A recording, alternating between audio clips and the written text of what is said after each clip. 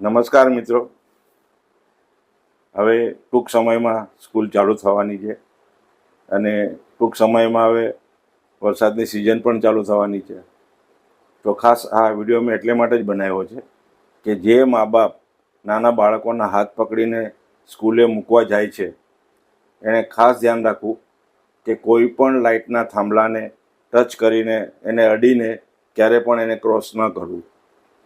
બાળકને પણ નહીં અને મા બાપે પણ નહીં. પાણી ભરાયેલા હોય તો ક્યારેક એવું આપણને થાય કે આપણે થાંભલો પકડીને ફૂટપાથ પર ચડી જાય. એવું ક્યારેય ન કરતા, થાંભલાથી દૂર રહેજો. અગર આજુબાજુમાં કોઈ વાયર પડ્યો હોય તો એનાથી પણ દૂર રહેજો, કારણ કે એમાં શોર્ટ સર્કિટ ક્યારે પણ થઈ શકે છે, તમને ખ્યાલ પણ ન હોય. બીજી વાત કે આ ચોમાસામાં જે ખાડાઓ પડશે અને ખાબોચિયા ભરાશે, પાણી એની ઉપરથી જતું હશે, તમને ખ્યાલ જ નહીં હોય કે આ કેટલો ઊંડો ખાબોચિયું છે.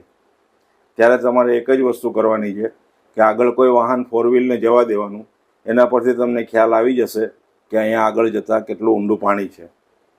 બીજી વસ્તુ કે તમને ખબર હોય કે ભાઈ અહીંયાથી બીજા રસ્તેથી સ્કૂલ આવે છે, 1 કિલોમીટર વધારે તમારે જાય છે, તો ભલે વધારે તમારું 1 કિલોમીટર ચાલવું પડે ગાડી પર, તો તમે એ જ રસ્તે જજો.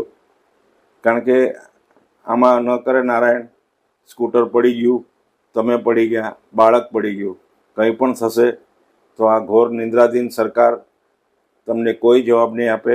ઉલટાનું તમારી પર આરોપ આવશે કે તમે ગાડીને ધ્યાન રાખીને ન ચલાવો. બસ મારો આટલો જ નાનકડો જ વિડીયો છે. તો વિડીયો ગમ્યો હોય તો લાઈક કરજો, શેર કરજો, સબસ્ક્રાઈબ કરજો, અને કંઈ ન કરો તો બી કંઈ વાંધો નહીં. ધન્યવાદ.